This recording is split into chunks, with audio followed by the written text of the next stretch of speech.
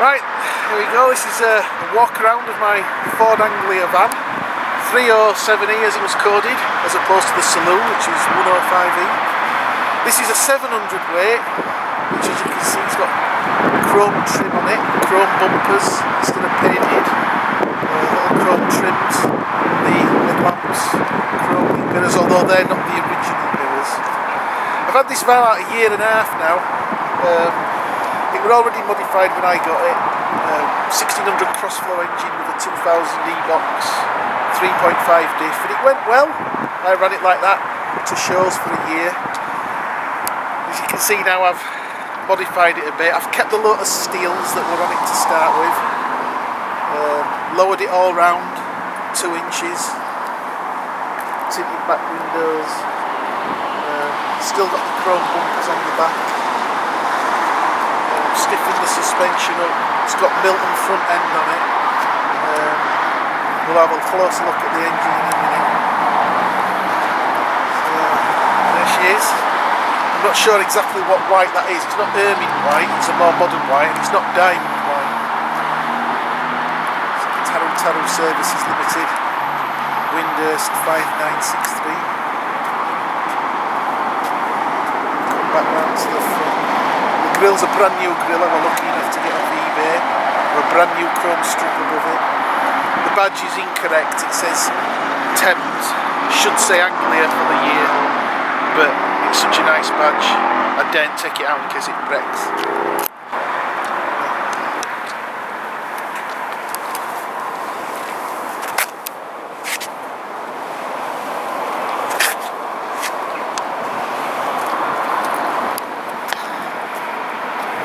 I can't take any credit for the bodywork, I didn't do any of that. I'm just mechanically okay. Bodywork is something that it's a black art to me. We'll look under the bonnet now.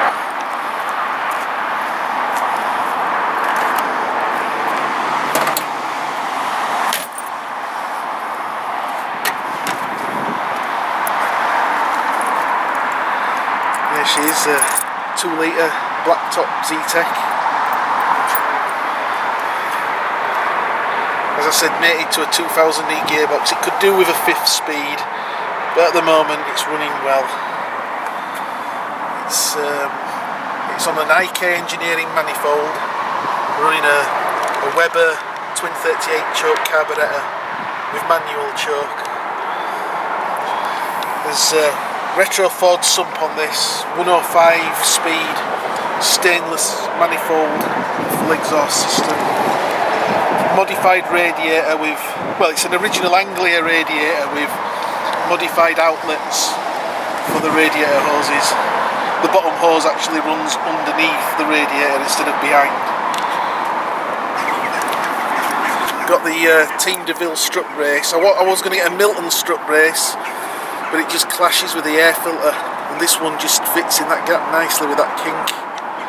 There's a catch tank in there. There's a little bit of that's a little bit of a temporary water expansion tank. I've had it on rolling road at 168 brake.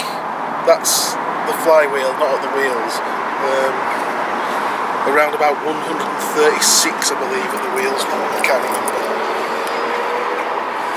There's a few retro Ford bits in there.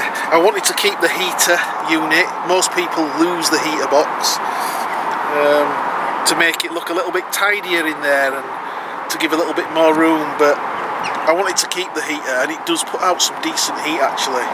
It does now with the system properly bled. I did the door cards myself, just at a normal mill board. The originals were okay, but they'd seen better days. Obviously it's 40 odd year old is this. I had the original van seats, but they'd seen better days as well. I managed to pick up these black seats from an Anglia Super, and they just suited it well.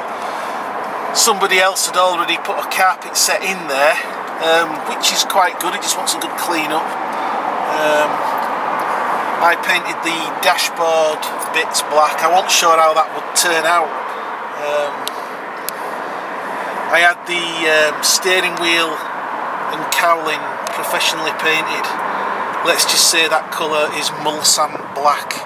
We'll say no more about that. Right, do you want to come round this way?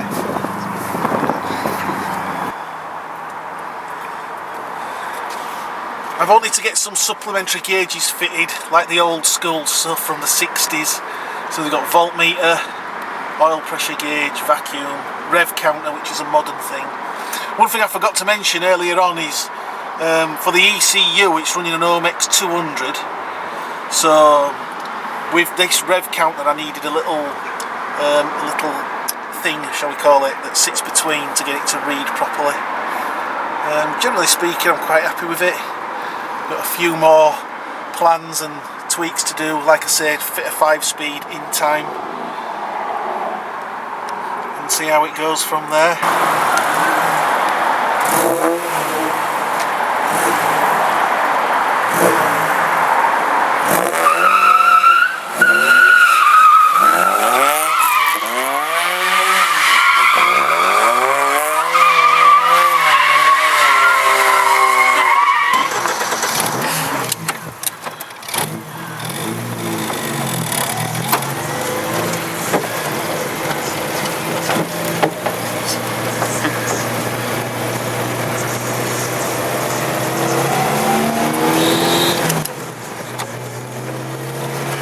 Just hear that little bit of squeal when I change gears. You hear it? Just for a split second. That's the only niggle that I've got with it at the moment, but I'm not taking gearbox out just for that. I think it's release bearing that's just vibrating as you change gear in the normal driving.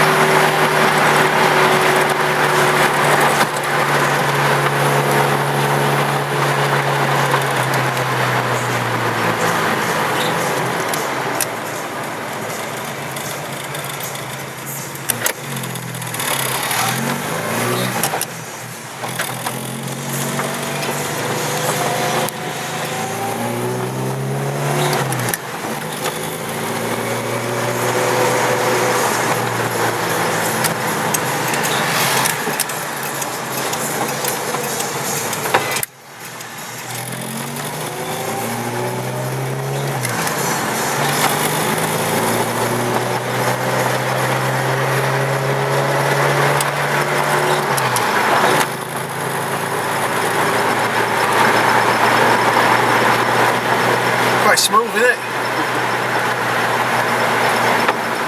What's it like back then? Bumpy. We aren't going over any speed bumps yet.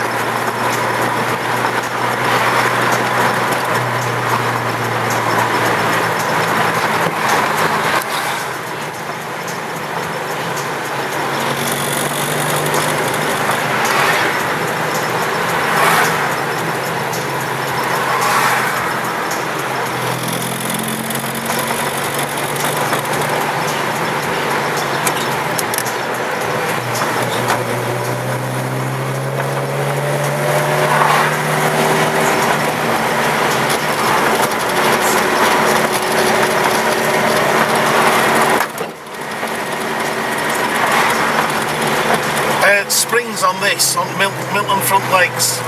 I didn't go for the standard £200 springs. I thought they might be too hard, so I went for 160s. Part of me thinks I might have been better off keeping 200s. I don't know.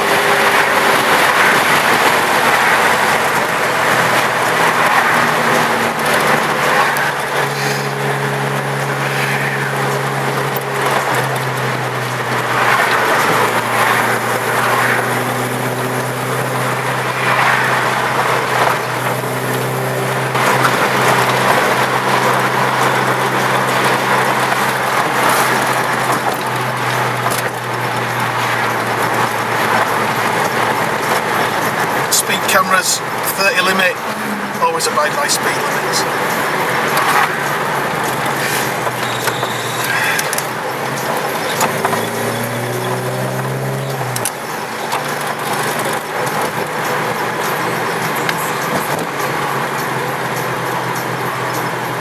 Here we are, sunny Miggy.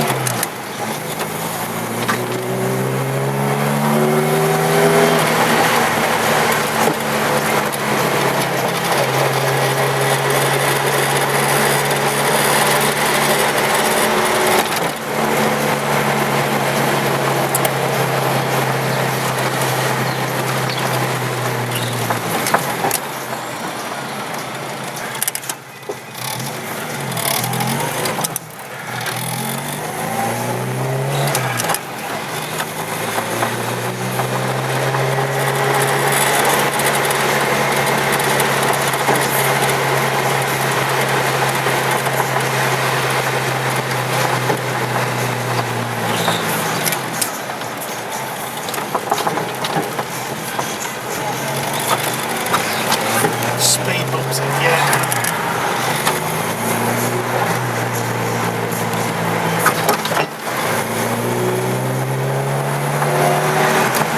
See what I could do this afternoon, clear all that crap out of back, go and tip and get rid of that thing.